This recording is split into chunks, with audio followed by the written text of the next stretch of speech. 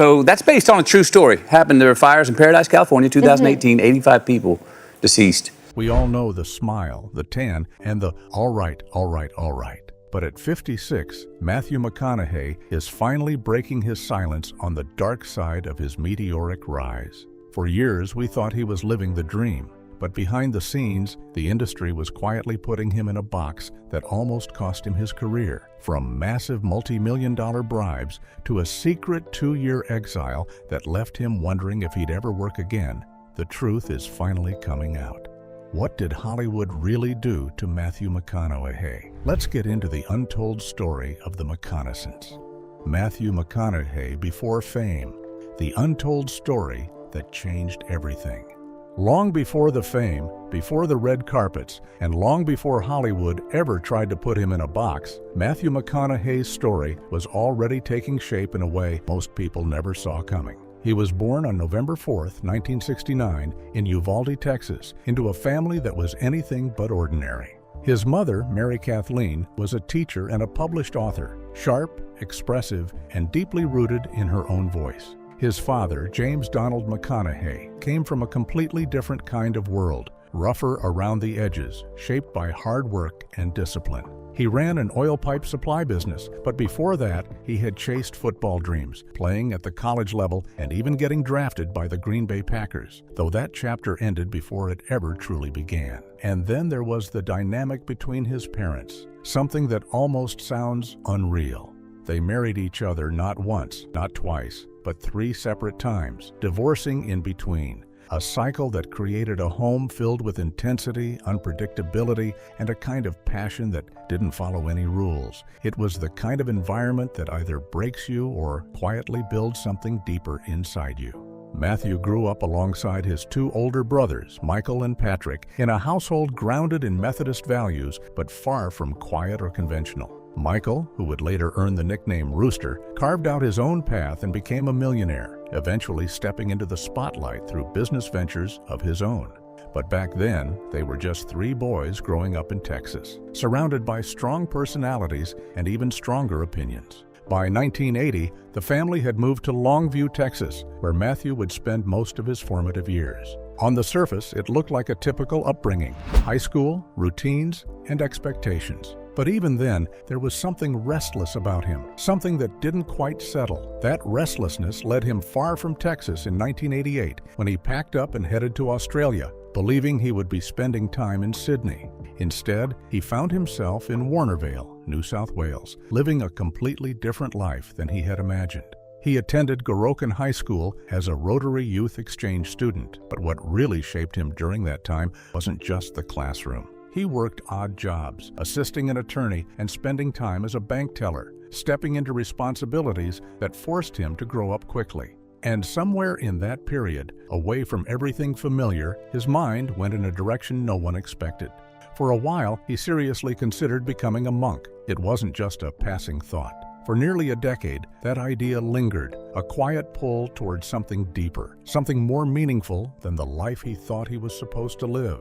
But then came a moment that shifted everything. A monk he spoke to told him plainly that his path wasn't meant to be silent or withdrawn, that he was meant to communicate, to tell stories. That idea stayed with him. When he returned to the United States, he enrolled at the University of Texas at Austin, stepping into a completely different phase of his life. He joined the Tau Delta fraternity, immersed himself in college life, and began studying radio, television, film. A choice that felt closer to something real, even if he didn't fully understand where it would lead. At one point, his plan had been very different. He had considered attending Southern Methodist University, but the cost became a reality his family couldn't ignore. He also thought about law school, imagining a future built on structure and stability. But somewhere along the way, that vision stopped making sense. The deeper he looked at it, the clearer it became that it wasn't what he wanted. By the time he graduated in 1993, that realization had fully taken hold. He wasn't chasing a traditional career anymore. He was stepping into something uncertain, something risky, something that didn't come with guarantees. And without fully knowing it yet, he was already moving toward the path that would change everything. That path didn't lead to a courtroom or a law office. Instead, it led to a chance encounter that would turn a college student into a cinematic icon. How Hollywood tried to box in Matthew McConaughey, and how he broke out. In the early 1990s, Matthew McConaughey was still moving quietly, picking up small roles, doing commercials, and finding his way into an industry that wasn't paying much attention yet. In 1992, he showed up briefly as the boyfriend in Trisha Yearwood's Walk Away Joe music video, then appeared in an episode of Unsolved Mysteries, moments that didn't define anything yet, but kept him in motion, kept him close. Then 1993 arrived, and with it, the kind of turning point that doesn't look like one at first. His first big screen appearance came in My Boyfriend's Back, where he was credited simply as Guy 2, a role so small it barely registered. But just weeks later, everything shifted when Dazed and Confused hit theaters on September 24th. He wasn't even supposed to be in that film. The role of Wooderson was originally minor, something that would have been filled locally just to keep costs down. At the time, McConaughey was still a film student at the University of Texas, just another face in Austin, until one night at a Hyatt hotel bar changed everything. He noticed casting director Don Phillips, a name that already carried weight, and instead of hesitating, he walked straight up and introduced himself. That moment opened the door. Even then, it wasn't smooth.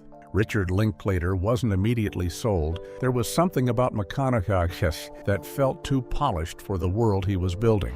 But once filming started, things began to shift. Another actor, originally meant to have a larger role as Pickford, wasn't connecting with the cast, and you could feel it. The energy wasn't there. So the focus moved, and Wooderson began to grow. What made that shift stick was what McConaughey brought into the role. He didn't just follow the script, he expanded it. The now iconic, all right, all right, all right, wasn't written. It came from him in the moment, shaped by instinct and rhythm. The laid-back drawl, the slow confidence, and even the way Wooderson lingered in scenes and owned them, much of it was built on the spot. He turned a background character into someone people couldn't ignore. When the film released, it opened modestly, just under $1 million in its first weekend, eventually reaching about $7.9 million in North America.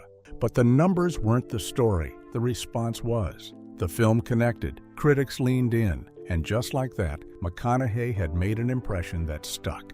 From there, the role started coming in with more consistency. In 1994, he appeared in Angels in the Outfield and The Return of the Texas Chainsaw Massacre, then showed up in Daniel Johnston's Life in Vain music video. By 1995, he was part of Boys on the Side and the crime thriller Scorpion Spring, steadily building a resume that showed range without locking him into one lane. In 1996, Lone Star added another layer, placing him in a grounded, character-driven story set in South Texas, surrounded by a strong ensemble cast. But that same year brought the moment that pushed everything forward. A Time to Kill put him at the center, carrying the film as Jake Briggins. It opened strong, held the #1 spot for 2 weeks, and went on to earn over $108 million domestically, with more added internationally. And just like that, the industry wasn't just noticing him anymore, it was investing in him.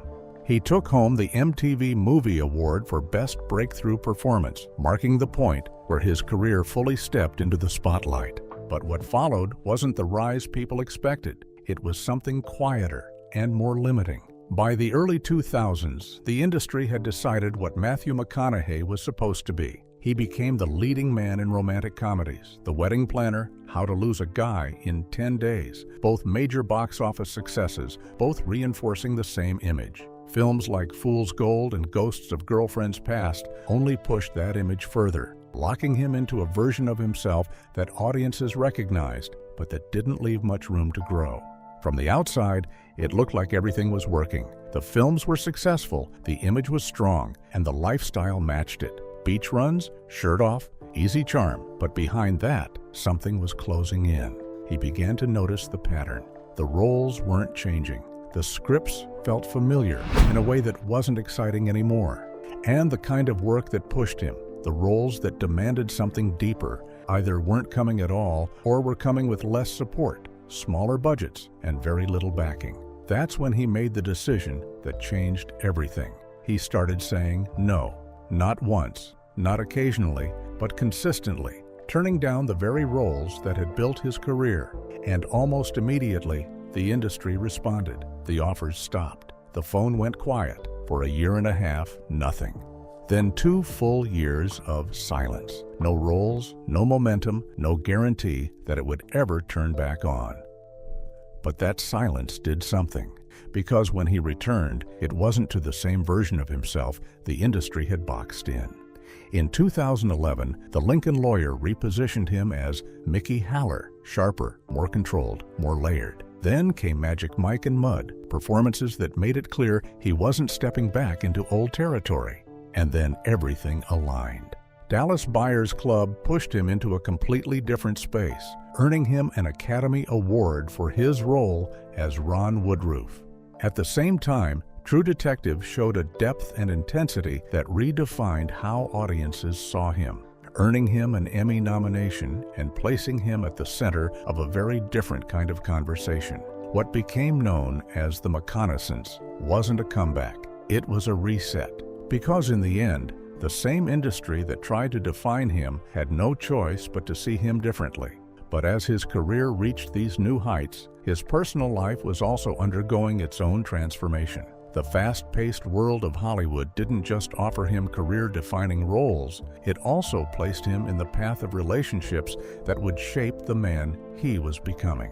Before a Camila, the relationships that shaped Matthew McConaughey's rise. Long before the steady life he built with Camila Alves, before Austin became home and everything seemed grounded, Matthew McConaughey's personal life was moving just as fast as his career. The roles were getting bigger, the spotlight was getting brighter, and somewhere in between, his relationships were unfolding in ways that quietly mirrored the different phases of his rise. Matthew McConaughey has been happily committed to Camila Alves for well over a decade now. A relationship that began in 2006 and slowly grew into something solid, something lasting.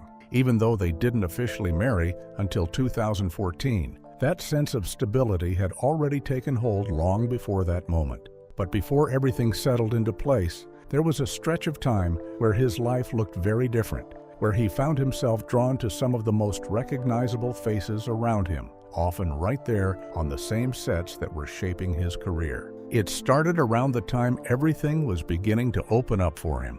A Time to Kill in 1996 wasn't just another role, it was the moment that shifted his position in Hollywood. He wasn't on the sidelines anymore. He was right at the center, carrying a film, stepping into the kind of attention that changes everything. And right there, in the middle of that turning point, came his first widely known relationship. Ashley Judd was the first major name he was linked to as he stepped into that new space. On screen, she played his wife Carla, while he took on the role of Jake Brigance.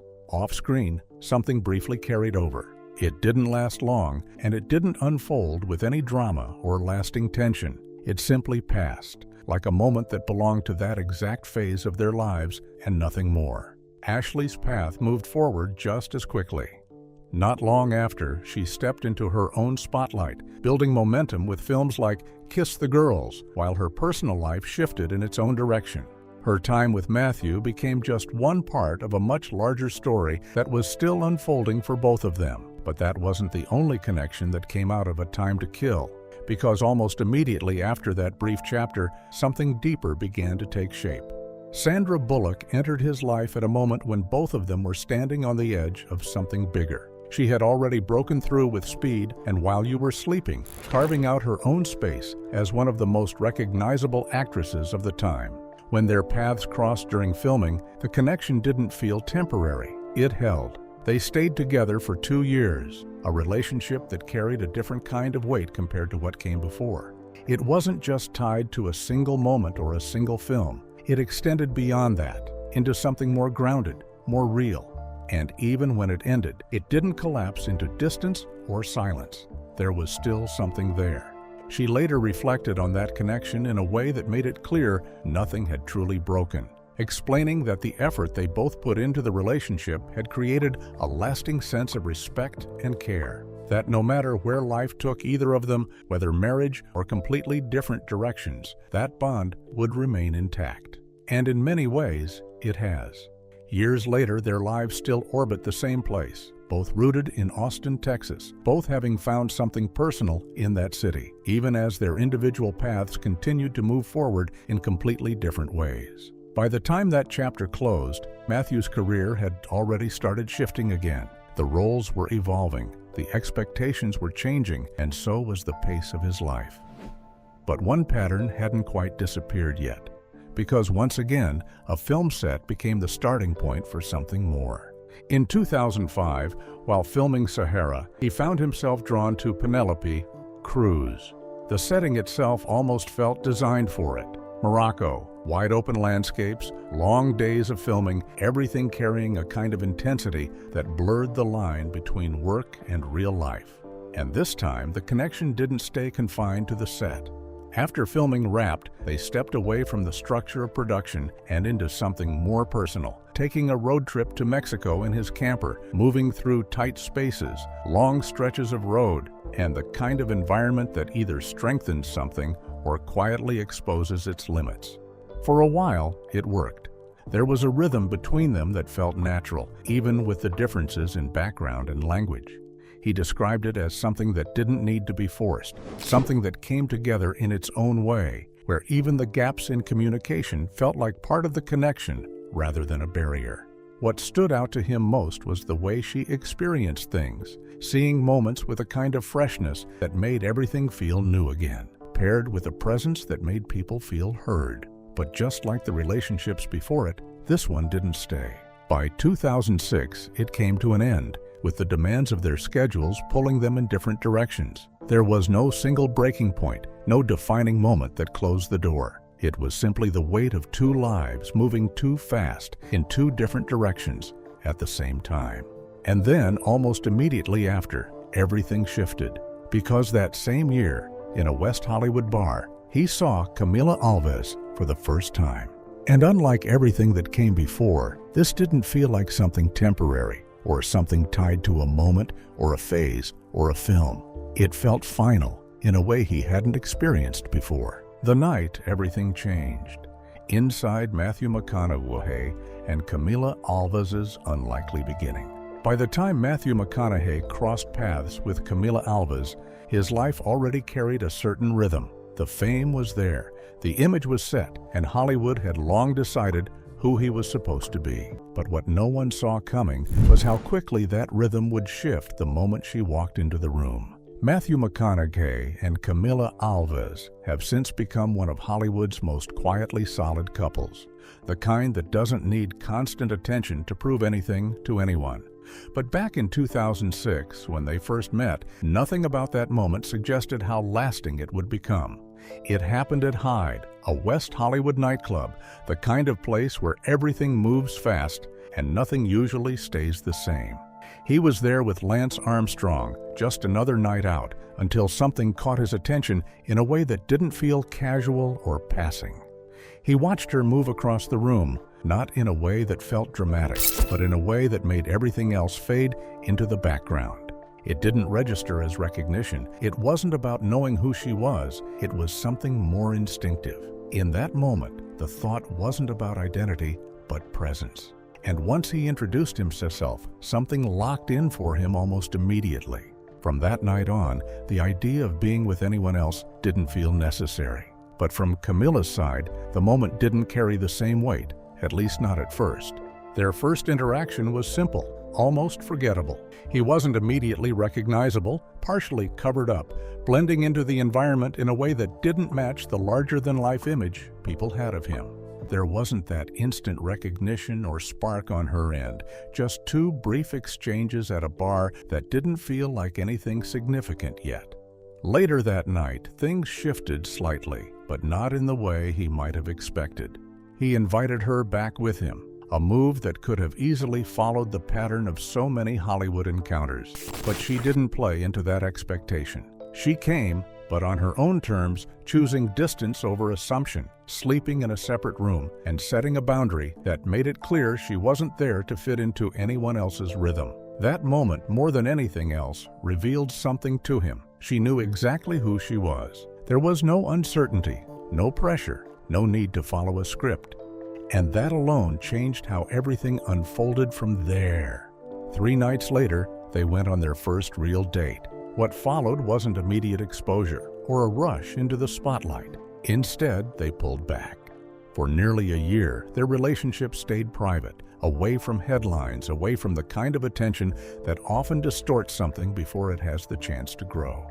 When they finally made it public in October 2007, it wasn't because they needed to, it was because by then, it had already become real. During that period, their lives moved across continents.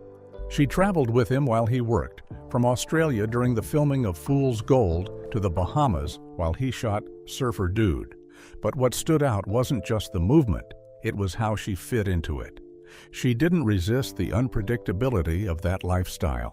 Long hikes, days without comfort, stretches without routine, none of it pulled her away. If anything, it seemed to ground the relationship further, making it less about image and more about shared experience. By early 2008, they stepped into the public eye together for the first time at the Los Angeles premiere of Fool's Gold. Even then, the moment didn't unfold perfectly. As she walked the carpet, the wind picked up unexpectedly, turning what should have been a controlled, polished appearance into something unpredictable. The dress shifted, the moment slipped out of control, and instead of trying to fight it, she laughed through it, choosing ease over perfection. That moment, small as it seemed, said a lot about how she moved through things. Not everything had to be fixed. Some things could just be lived through. Later that same year, their lives changed in a way that anchored everything permanently. In July 2008, they welcomed their first child, Levi. The moment didn't just mark the beginning of parenthood, it redefined everything around them. It wasn't about careers or public image anymore, it was about something far more personal, something that demanded presence in a completely different way. They moved through that experience side by side, not as two people navigating fame, but as two people building a family from the ground up. 2 years later, that family grew again.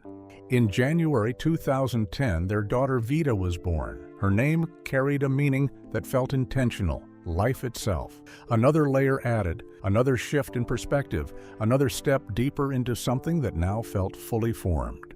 By then, the relationship had already passed the stage where it needed to prove anything. But there was still one step left. On December 25, 2011, after 5 years together, he proposed. Even that moment didn't unfold in the way people might expect. There was a pause, a hesitation, a moment where the answer didn't come immediately. For a brief second, uncertainty filled the space, enough for those around them to wonder how it would land. And then it did. What followed was another layer of adjustment, this time within his own family. Camila didn't walk into instant acceptance. Instead, she found herself being tested, pushed in ways that felt deliberate. His mother challenged her, calling her by the names of past relationships, shifting conversations in ways that created tension, testing how she would respond under pressure. And for a while, she held her ground quietly, until she didn't. During a trip to Turkey, something changed. Instead of absorbing it, she pushed back, matching the energy, refusing to be placed in a position that didn't reflect who she was. It turned into a back and forth that finally broke whatever tension had been lingering. And in that moment, the dynamic changed. She wasn't being tested anymore. She had passed. By June 9, 2012, everything came together. They got married in Austin, Texas over 3 days, not as a spectacle, but as an experience. Friends and family stayed close, literally living together in a temporary village they created for the occasion. It wasn't just about the ceremony. It was about the time, the shared space, and the memory of it all. Their children were part of it, not on the sidelines, but at the center, carrying roles that reflected how much they already understood about what was happening around them. And just 6 months later, their family expanded once more. In December 2012, their son Livingston was born, completing a chapter that had started quietly in a nightclub and grown into something far more grounded than anything that came before.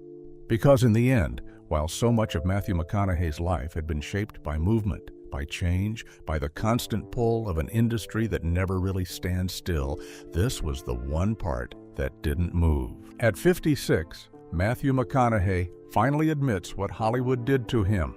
By the time Matthew McConaughey walked away from Hollywood, it didn't look like a man stepping back. It looked like a man at the peak of everything, with hit films, global recognition, and a career that seemed locked in.